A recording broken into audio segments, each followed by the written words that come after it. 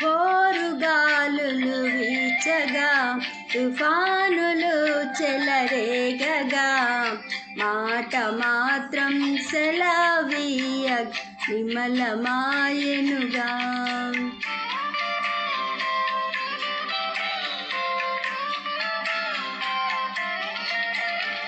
హోరుగాలులు వీచగా తుఫానులు చెలరేగగా మాట మాత్రం సెలవీయ విమలమాయెనుగా.